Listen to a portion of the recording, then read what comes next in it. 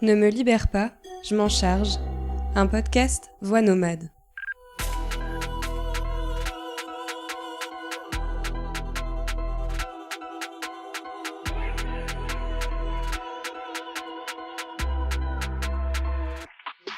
Aujourd'hui, je vous partage le portrait d'Ingrid, une femme flamboyante et solaire qui n'a pas la langue dans sa poche et qui fait également partie des femmes extraordinaires qui m'entourent depuis mon arrivée au Québec. Pour la présenter brièvement, elle a 31 ans, elle est québécoise, métisse et elle habite à Montréal. C'est une artiste qui m'a beaucoup impressionnée lorsque j'étais venue la voir en représentation au théâtre pour J'ai deux bras, ça va de Jessica Saint-Onge. Avec Ingrid, nous avons parlé de la place des femmes noires dans l'art, de racisme, de cheveux crépus et de sa résilience face à une maladie auto-immune, l'alopécie.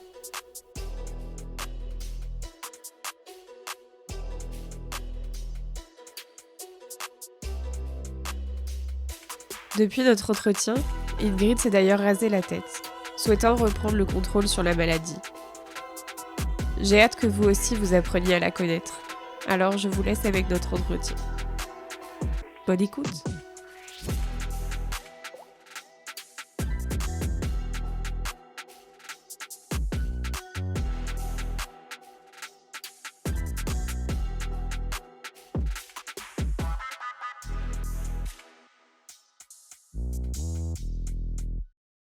Je pense que...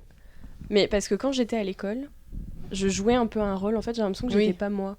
Ouais. Donc quand je suis prof, j'ai aucun problème à projeter ma voix. Mais par contre, quand on parle de... Enfin, quand c'est moi, ma personne, Ouais. là, ça devient beaucoup plus compliqué. Ah, intéressant. Mais à l'école, par contre, oui, beaucoup. Ah. Bonjour le chat. Ça se peut qu'on entende Décidément. sa petite cloche. Toi aussi, tu veux participer? Oui. Elle a envie de se faire dire qu'elle est belle. T'es la plus belle. C'est vrai. Oui. Ouais, non, par contre, quand j'étais en cours, par exemple, enfin, moi, étudiante, oui, là, tout le temps. Les profs me disaient toujours, mais parle plus fort, on t'entend pas. Ah, ouais. Vraiment, c'est terrible. Du coup, est-ce que toi, tu pourrais me dire, selon toi, ce qui te caractérise le plus si tu devais te présenter à quelqu'un pour la première fois, genre, qu'est-ce que t'avais envie de dire à une personne quand tu la rencontres pour la première fois? Extravagante. Je pense que c'est ce qui me décrit brièvement. Mais oui, ou peut-être dynamique. J'ai un côté très énervé, même trop. C'est drôle parce que du coup, je t'ai pas dit exactement comment moi je t'avais présenté. Et moi, j'avais dit flamboyante. Ah! Ben, c'est ça. T'es C'est d'accord? c'est un peu dans cette énergie-là. Puis c'est drôle parce que, moi, à l'inverse de toi, j'aurais envie d'être un peu plus petite des fois, d'arrêter d'être aussi énervée. Mais bon, ça fait partie de ma personnalité. C'est drôle, ouais. Bah, tu vois, on va s'équilibrer mutuellement. Oui, ouais. Et justement, est-ce que y a des traits de ta personnalité ou des évolutions dont tu es particulièrement fière, en fait? Ma confiance en moi, dans certains domaines, évidemment, parce qu'on n'a jamais confiance à 100% partout, mais je pense que je suis quelqu'un qui est capable de s'affirmer. Puis ça, je suis assez fière, ouais. Je suis assez fière de prendre ma place. Des fois, je la prends trop, mais j'aime mieux trop la prendre que de m'effacer ou qu'on me pile dessus. Donc là-dessus, je suis quand même fière de moi. Oui. C'est drôle, on en parlait justement avec Roxane dans l'épisode précédent. Mm-hmm. Et en fait, j'ai l'impression que moi, j'ai beaucoup d'amis qui prennent leur place, etc. Oui. Et je pense, je sais pas si c'est parce que justement vous m'inspirez en fait à prendre plus de place, tu vois, et à m'affirmer plus. Mais ouais, c'est rigolo. Et est-ce que tu penses que dans ton parcours de vie, il y a des choses qui t'ont permis de t'affirmer, ou est-ce que c'est inhérent à toi depuis que t'es née, entre guillemets? Ah ouais, je pense que c'est depuis que je suis née. J'ai toujours été... je m'affirmais même peut-être trop, comme ma mère pourrait dire. J'étais du genre à faire des crises quand j'étais petite. Quand on me disait non, ça m'embêtait. J'avais envie de de faire à ma tête, j'aimais pas me faire dire quoi faire.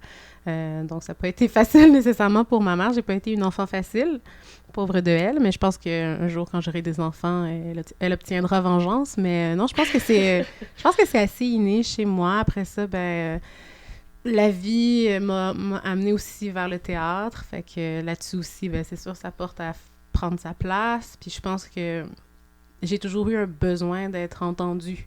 Puis d'être... ouais. Fait que d'avoir envie d'avoir un large auditoire. C'est peut-être un peu égocentrique, mais bon.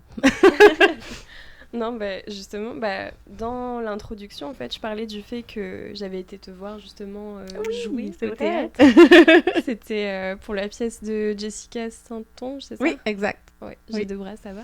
Mon amie du cégep que j'ai rencontré en même temps que Rox, d'ailleurs. Ok, ouais, génial. Ouais. Trop bien. Et justement, est-ce que tu peux nous parler un petit peu de depuis combien de temps tu as fait du théâtre? Qu'est-ce que ça t'a apporté plus personnellement? Est-ce que, genre... Oui, j'ai commencé à faire du théâtre, j'avais 11 ans. Puis, comme ça, c'est ma mère qui m'avait inscrite. Moi, je savais pas c'était quoi du théâtre, j'imagine, à l'époque. Puis, ma professeure de théâtre me disait que j'étais bonne. Donc, quand on se fait dire qu'on est bon, ça nous influence à poursuivre. Puis, j'ai toujours aimé ça, faire rire. J'ai toujours aimé ça. J'ai toujours été assez clownesque. J'aimais l'effet que ça faisait d'être, c'est ça, comme je disais tantôt, d'être entendue, d'avoir l'attention des gens. Donc, j'ai continué.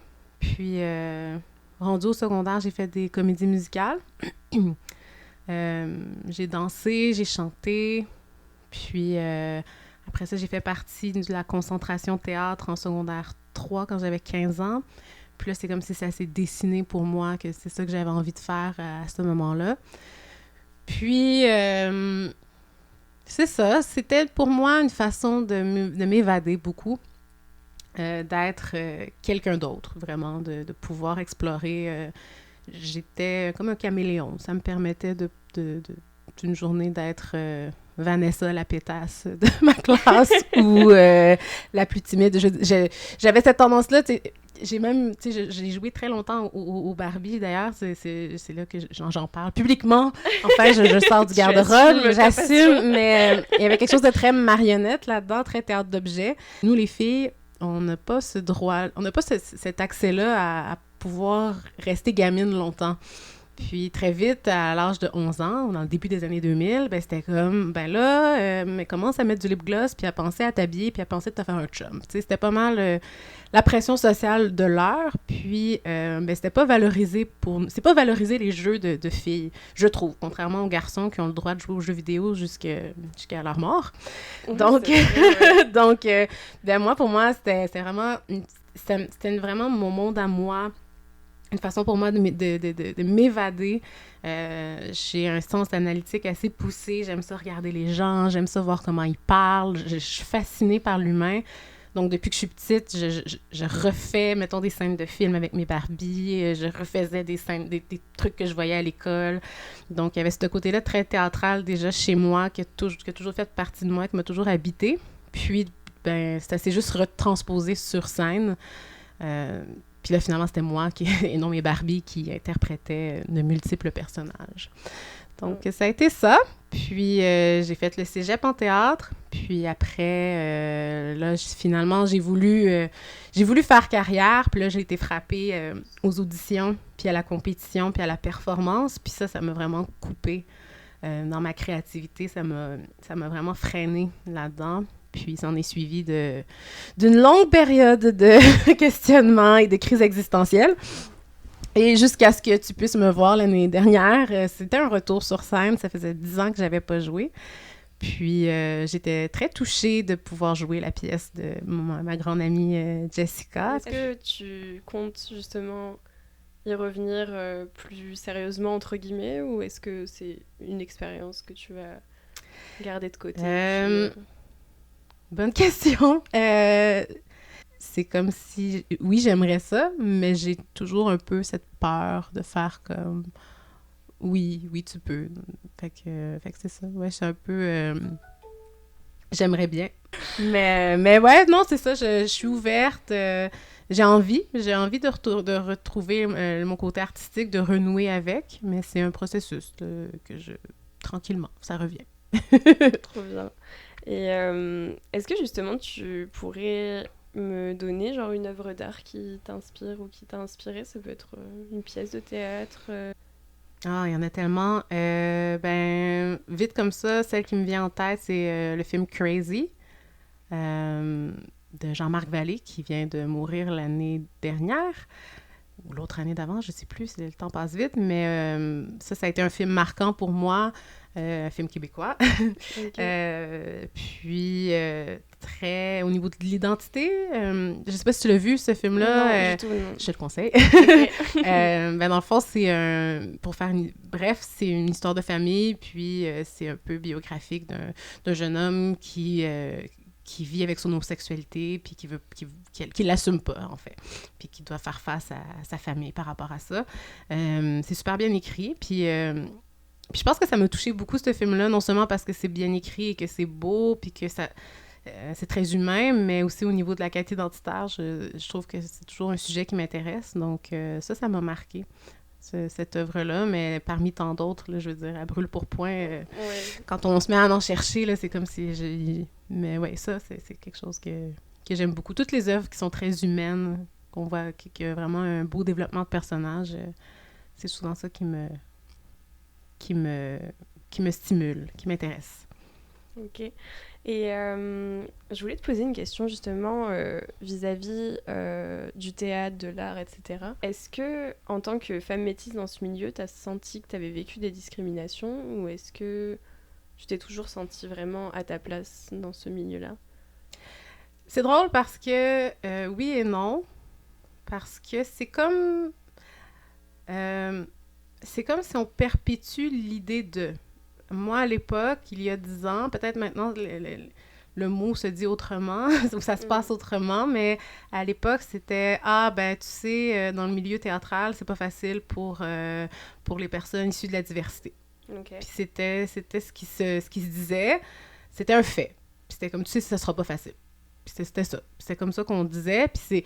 Je trouve, j'ai l'impression qu'on perpétuait cette idée-là en parlant comme ça, en la nommant comme ça, comme étant un fait.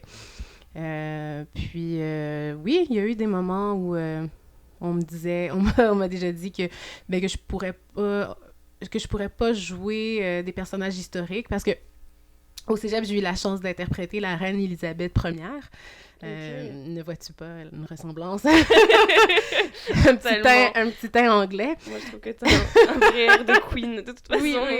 Ben, en fait, c'est pour ça que j'avais eu le rôle, parce que j'ai ce casting-là de un peu, de précieuse, de bourgeoise, de reine, ni plus ni moins.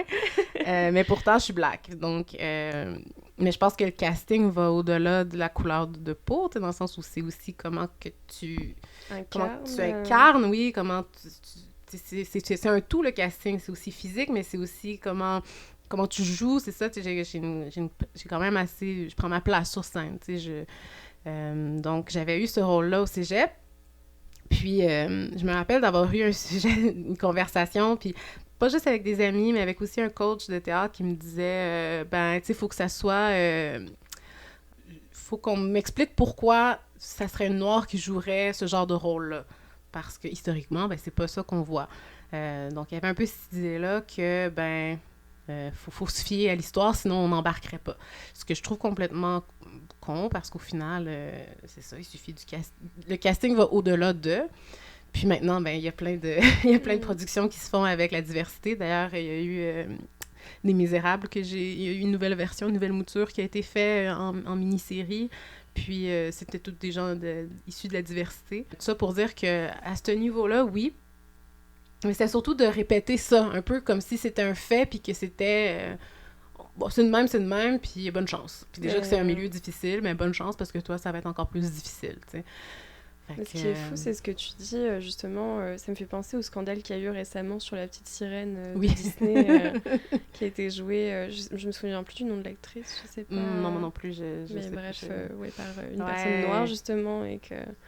Il y en a plein qui ont crié au scandale parce que, normalement... Il y a plusieurs couches à ce débat-là, je pense, parce que, bon, on est vraiment dans une culture de remake en ce moment. Donc déjà, ça, je pense qu'il y a quelque chose là-dessous qu'on pourrait se poser beaucoup de questions en tant que société, en tant que boîte de production, qui joue de plus en plus safe en reprenant des choses qui ont déjà marché. Puis, j'ai l'impression qu'il y a un mea culpa de la part de Disney. Après ça, est-ce que c'est bien, est-ce que c'est pas bien? Je peux comprendre que ça peut être choquant pour quelqu'un qui a vraiment aimé La Petite Sirène, puis que pour eux, justement, c'était leur identité qui passait à travers ça, que la princesse était rousse. Mais après ça, de mon côté, moi, pour moi, c'est un peu genre... c'est un peu, pas une revanche, c'est peut-être un gros mot à expliquer, mais oui, je serais plutôt d'accord. Un petit côté que je suis comme, tu sais, moi, j'en ai pas eu de princesse à mon image. Puis oui, on en a souffert, les femmes noires. Puis j'écoutais un reportage je m'en vais dans tous les sens, mais de Pixar. Puis il y avait une blague, bref, qui a fait un court-métrage pour Pixar qui disait que, elle, les deux princesses qui l'avaient bercée dans son enfance, c'était Pocahontas et Esmeralda, et moi aussi. Parce que c'était les deux seules brunes. Puis elles étaient pas noires, donc elles avaient les cheveux raides. Donc ça aussi, ça faisait que je m'identifie à une princesse, mais elle est pas tout à fait comme moi. Puis là, moi, je complexais parce que j'avais pas les cheveux raides comme Pocahontas. Puis j'ai donc rêvé d'avoir les cheveux longs comme Pocahontas. Donc c'est sûr que pour moi, de voir La Petite Sirène black, je suis comme... c'est notre moment. Puis c'est drôle parce que mon oncle, en ce moment, il est à Walt Disney World. Puis il m'a envoyé une photo que... Il y a des Barbies qui vendent de toutes les princesses en version black. Puis j'étais comme, vraiment, c'est vraiment un mea culpa, je trouve, de la part de Disney. Puis qu'on aime ou qu'on n'aime pas, je pense que ça peut faire du bien, oui. Ouais. Puis dans tous les cas, au moins, ça fait réfléchir, même si... Oui, puis on n'a pas idée à quel point, je pense, tu sais, surtout quand on fait partie de la majorité, on n'a pas idée à quel point... ça peut vraiment... Après ça, chacun vit sa vie puis trouve son identité comme il peut. Il y en a qui se posent pas de questions, mais on a besoin de modèles pour évoluer. Puis je pense que ça peut vraiment jouer sur notre estime puis sur notre place dans le monde de pas avoir de modèle. Ça, c'est sûr. Ça, c'est sûr. Après, peut-être plus fort chez d'autres que... Tu sais, on n'est pas tous pareils, là, mais c'est sûr que c'est important d'avoir des modèles. Puis par rapport aux archétypes aussi...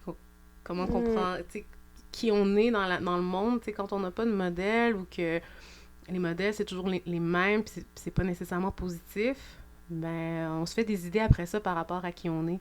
En tout cas, pour moi, ça a été assez fort, puis peut-être aussi parce que je viens du milieu théâtral, puis que j'ai toujours été dans les films, j'ai aimé les films, j'ai écouté les... Donc, pour moi, au niveau de l'identité, ça a été... assez difficile de me retrouver. Oui, non, je comprends totalement. Mais justement, tu parlais de tes cheveux tout à l'heure. Du coup, j'ai cru comprendre que ça n'a pas toujours été facile de les accepter. Non, effectivement. Dur parcours avec mes cheveux dans ma vie. Quand j'étais petite, j'avais les cheveux courts parce que moi, ma mère est blanche, mais elle a les cheveux à peu près frisés comme toi quand même. Okay. Heureusement, je te dirais, parce que j'ai pu avoir un sentiment d'appartenance, même si ses cheveux étaient moins frisés que les miens, au moins on galérait de la même façon. Mais quand j'étais petite, c'était la crise quand on me démêlait les cheveux, parce que bon, c'est une technique de démêler des cheveux frisés, puis surtout plus c'est crépus, plus c'est difficile. Ouais. Mais il suffit d'avoir la bonne technique. Même que, je fais une parenthèse, mais il y a maintenant des formations pour les mères blanches, pour leurs enfants métis, pour qu'ils puissent démêler leurs cheveux. Ah oui? Mais ouais, c'est drôle, les mères paniquaient. Bref, je m'écarte, mais oui, fait que moi, j'ai eu les cheveux courts enfant. Puis ça, déjà là, dans mon identité, ça a été quelque chose parce que j'étais un petit gars. J'étais pas une fille parce que, j'étais pas j'avais pas l'identité féminine des cheveux longs. Okay. Puis là, c'était à l'époque de Pocahontas, puis moi, j'avais les cheveux courts. Donc, comme on parle, il n'y avait pas de modèle. Encore moins pour des cheveux de métissés à l'époque. Puis même chez les Noirs, c'était des cheveux défrisés ou en tresse. Donc, c'était difficile de s'y retrouver. Puis après, j'ai toujours eu les cheveux attachés toute mon primaire. Puis une espèce de honte dès que mes cheveux étaient lousses parce que ça grimpe en l'air, tu sais, puis ça monte haut. Puis pour moi, ça a toujours été un peu, justement, pas féminin. C'était pas ça, la féminité. La féminité, c'est d'avoir les cheveux longs, les cheveux qui volent au vent. Puis moi, j'aimais bien faire rire à l'époque en disant, ben là, on le verra pas, là, mais mes cheveux, ils font juste comme shaker un peu quand ils vont au vent. Là, ils branlent un peu, mais ils n'ont pas ce beau mouvement à la Pocahontas, justement, féminin. Donc, c'était très, très fort dans ma tête que la féminité, c'était d'avoir des cheveux longs raides. Donc, les cheveux attachés tout le temps. J'ai eu, après ça... en 6e année, à peu près vers l'âge de 12 ans, j'ai eu des gros nœuds dans mes cheveux parce qu'à un moment donné, c'est dur aussi quand tu sais pas les coiffer, t'es enfant, tu te baignes, t'as des cheveux qui deviennent tout secs avec le chlore. Finalement, j'avais comme 2 espèces d'énormes dreads. Là, ça a été un drame dans ma vie parce qu'il a fallu qu'on me coupe les cheveux. Mais finalement, en secondaire 2, quand j'avais 14 ans, j'ai trouvé une coiffeuse métisse qui, elle, faisait une espèce de relaxer qui est un défrisant qui est une permanente, dans le fond, défrisante, que beaucoup de femmes noires utilisaient à l'époque. Mais elle, ce qu'elle faisait, c'est qu'elle le mettait juste le temps de l'application, puis elle l'enlevait. Donc, ça faisait que mes cheveux restaient frisés, mais ils retombaient un peu plus. Donc, ça m'a aidé beaucoup à accepter mes cheveux parce qu'ils grimpaient plus autant en l'air, tu sais. Puis c'était comme un petit entre-deux que ça relaxait un peu ma boucle. Puis d'avoir découvert cette coiffeuse-là, ça a vraiment changé ma vie parce que là, à partir de ce moment-là, j'ai commencé à laisser mes cheveux lousses. Puis ça a été une étape au niveau de mon identité où mes cheveux je pouvais les laisser lousses. Puis, donc j'ai gardé cette coiffeuse-là. Je suis encore cette coiffeuse-là. J'y vais moins maintenant, mais Nancy Falaise, pour la plugger, elle, justement, c'était avant l'heure, avant que, dans le fond, le cheveu naturel de la femme noire revienne à la mode, parce qu'en ce moment, il y a vraiment un mouvement du retour au naturel pour les cheveux de la femme noire, mais on n'a pas idée à quel point, tu sais, bon, il y a des gens qui vont dire, personne n'aime ses cheveux, tout le monde a envie de les changer, tout ça, mais je pense que dans la communauté noire, ça va au-delà de ça, c'est un refus de ce qu'on est, et collectivement, donc c'était tout le monde, c'était de rire de ceux qui avaient... En créole, on dit la tête graine, donc ceux qui ont les cheveux très crépus, un peu en pain. C'était risible, donc c'était vraiment socialement inaccepté. Il fallait avoir les cheveux défrisés ou en tresse. Puis là, au courant des années 2010, j'allais dire 10, mais c'est un peu drôle à dire. Hein? Ouais, 10, ouais. Au courant des années 10 de ce siècle, au courant des années 2010, là, il est apparu pour la première fois, je me rappelle, j'étais sur Pinterest et là, j'ai vu pour la première fois de ma vie des modèles de femmes aux cheveux frisés, aux cheveux crépus. Puis là, pour moi, ça a été la révélation de ma vie. J'avais 20 ans, début vingtaine, puis là, c'était enfin, je voyais des photos de filles avec des cheveux comme moi, qui se coiffaient avec des cheveux comme moi. Donc, je me suis beaucoup, beaucoup retrouvée là-dedans. Puis là, j'ai célébré beaucoup mes cheveux. Puis pour moi, c'était un mouvement qui me correspondait. Jusqu'à ce que la vie, cette chienne de vie, me fasse... Je sais pas comment dire. En fait, c'est mon corps là, qui j'ai une maladie auto-immune que j'ai la pelade. Donc, j'ai commencé à perdre mes cheveux en 2017. Donc, c'est un parcours dans ma vie avec mes cheveux. Donc, la pelade, c'est, dans le fond, une perte de cheveux. Je pense que c'est par plaque pour tout le monde, mais je suis pas sûre. En tout cas, c'est une grande famille, là, l'alopécie, la perte de cheveux. Il y a plusieurs raisons, mais moi, c'est vraiment la pelade. Donc, c'est des trous qui sont apparus comme ça. Et c'est vraiment anxiogène. Tu commences à avoir un petit trou, puis le trou s'élargit. Puis comme moi, j'ai beaucoup de cheveux, je suis vraiment chanceuse, donc c'est encore possible de le cacher. Mais justement, c'est comme, vu que c'est caché, c'est toujours une nouvelle surprise une fois que je prends ma douche de constater l'étendue des dégâts. Donc là, je suis rendue à peu près l'équivalent de 2 paumes de main vides. Et je sais pas si ça continue. Il y a pas de... J'allais te demander justement, est-ce qu'il y a des spécialistes qui justement peuvent aider dans l'alopécie, etc. Est-ce qu'il y a des traitements qui existent? Non, pas du tout. Pas à ce jour. Il y a des traitements tests, on essaie des choses, mais comme toute maladie auto-immune, comment dire? on guérit pas, on essaie de soigner ou d'aider comme à ralentir ou à éviter que ça chute plus. Moi, j'ai eu quelques prescriptions. En fait, au début, ça me piquait beaucoup. Donc, j'ai eu une prescription de cortisone. Ça l'a aidé à arrêter de piquer. Mais j'ai continué de perdre mes cheveux quand même. Donc, il n'y a vraiment pas de règles dans cette maladie-là. Okay. Puis ça tombe. Puis finalement, les médecins, comme c'est esthétique aussi, que je suis pas malade, ils s'en foutent un peu.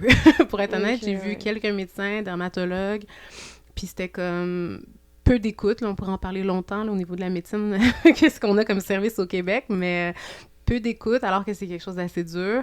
Puis c'est comme, il n'y a rien à faire, ma petite fille, bonne chance. Okay. Donc, heureusement, comme j'ai... Et c'est drôle parce que c'est... Je sais pas ce que la vie... des fois, on essaie de trouver un sens à la vie.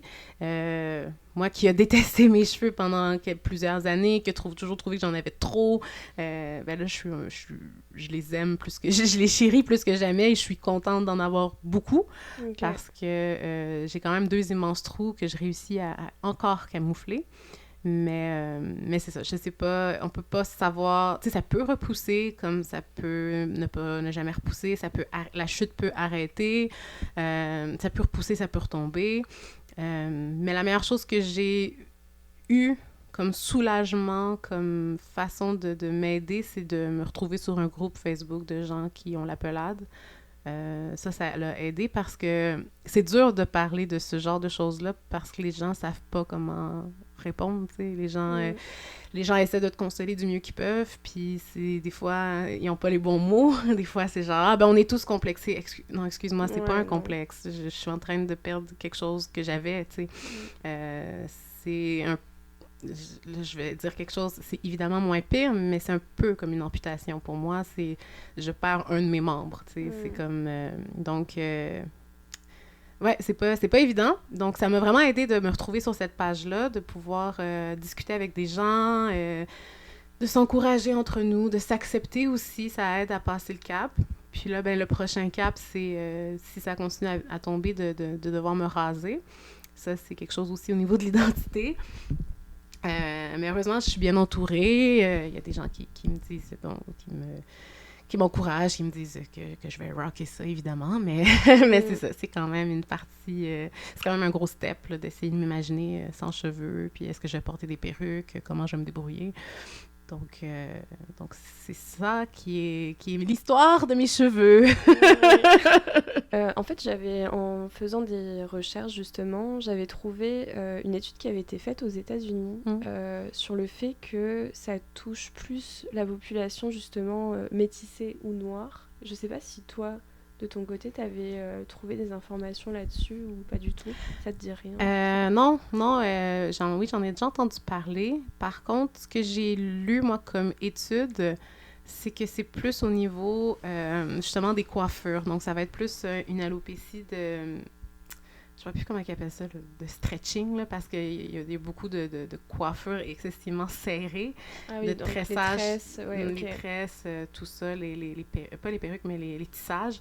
Donc, ça serait une alopécie plus de tension. OK. Mais la pelade comme telle, non, ça atteint tout le monde. Enfant, blanc, peu importe. C'est ça, c'est que mon corps, soudainement, s'est dit « Ah! Qu'est-ce que ça fait là, ça? » Okay. Il s'est mis à attaquer mes cheveux. Okay, comme si j'en avais pas assez. Donc c'est ça. Moi aussi, j'ai pensé qu'il y avait quelque chose. Parce que, oui, il y a effectivement... dans la communauté noire, je pense que, oui, il y a des formes d'alopécie, mais l'alopécie, c'est ça, c'est un nom générique pour la perte de cheveux, point. Okay. Donc, les raisons peuvent être multiples. Après ça, c'est ça, les défrisages aussi, ça peut brûler les cheveux. Donc, d'où le pourquoi aussi il y a ce mouvement-là là, de libération des cheveux. Des cheveux, oui. Parce que ça peut faire ça, ça peut nuire à ce niveau-là. OK.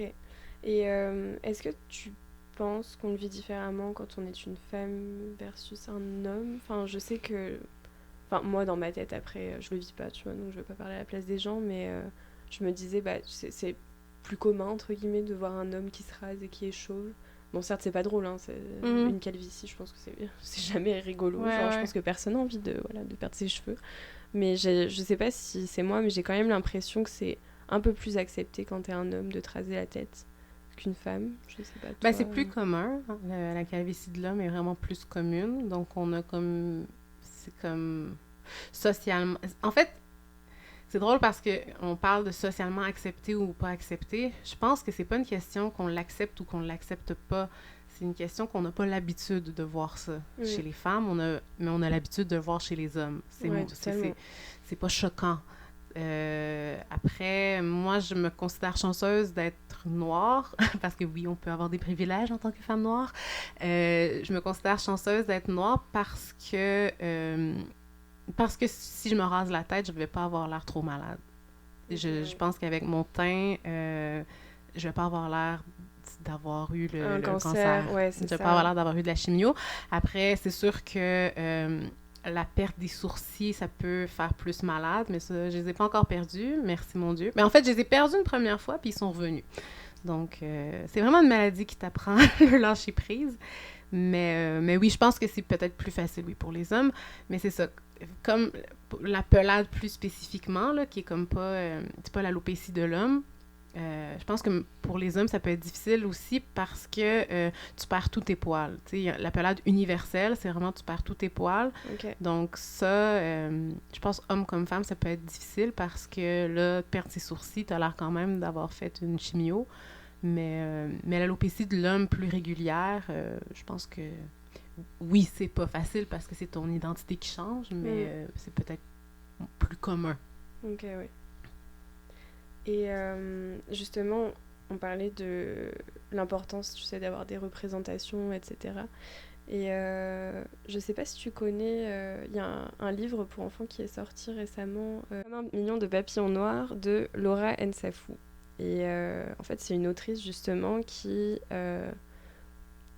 parle justement de l'acceptation des cheveux, notamment crépus, pendant l'enfance en fait. Mm-hmm. Et à la fin, justement, elle compare la chevelure de la petite fille comme 1 million de papillons noirs en fait qui s'envolent.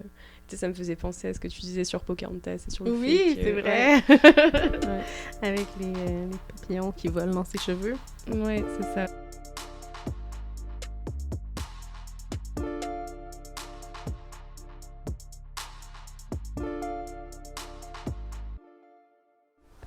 Pour terminer, je voulais terminer par 3 petites questions. Est-ce qu'il y a un message que tu aimerais faire passer vis-à-vis de l'alopécie, de tes cheveux, etc. Ça va sonner vraiment banal, mais le lâcher prise, accepter les choses comme elles sont, on n'a pas vraiment le choix parce qu'on n'a aucun contrôle, mais oui, c'est ça, d'accepter les choses telles qu'elles sont, puis de relativiser, tu sais, c'est pas non plus une maladie qui est souffrante. Donc, moi, je me considère chanceuse de ne pas avoir une autre maladie auto-immune qui peut causer beaucoup plus de soucis au niveau physique, au niveau du bien-être.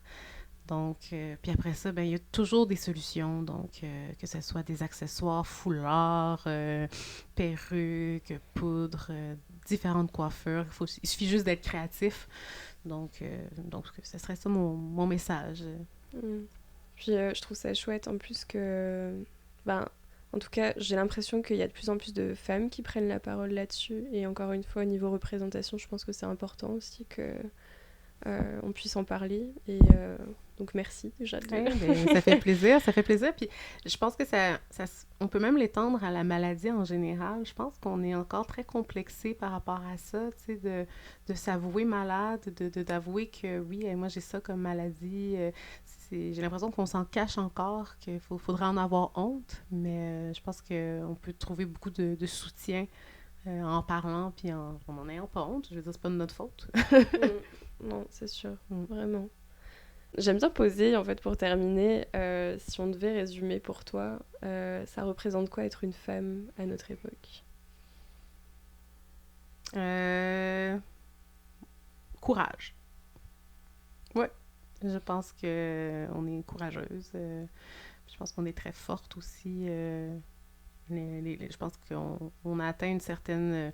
tu sais, oui, évidemment, faut rester à l'affût, puis il faut rester militante, puis je veux dire, ça, c'est un combat, je pense, qui viendra jamais nécessairement à bout, ou qu'il faut toujours y penser, puis y réfléchir, puis pas prendre les choses pour acquis. Mais je pense qu'en ce moment, en Occident, on peut quand même être assez fiers aussi des choses qu'on a accomplies en tant que femmes, de notre place dans la société. Fait que moi, je pense que oui, on est courageuses. J'aime beaucoup. Et donc pour finir, ne me libère pas, je m'en charge, ça évoque quoi pour toi? Ne me libère pas, je m'en charge. Ben, sans doute la charge mentale, de se dire, je vais tout faire. Ouais, peut-être, je sais pas. Ouais, de pas, de tout prendre sur ses épaules, ouais. Je pense que ça m'évoquerait ça.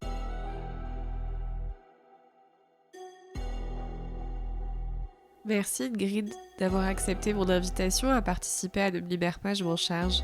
Et merci à vous d'avoir écouté cet épisode.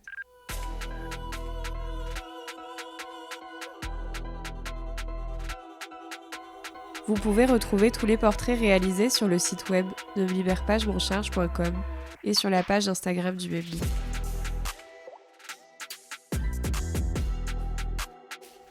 N'hésitez pas à évaluer l'épisode, à le partager et à m'écrire. Votre soutien et vos recommandations sont très importantes pour moi. En attendant de rejoindre ma prochaine invitée, je vous dis à très vite.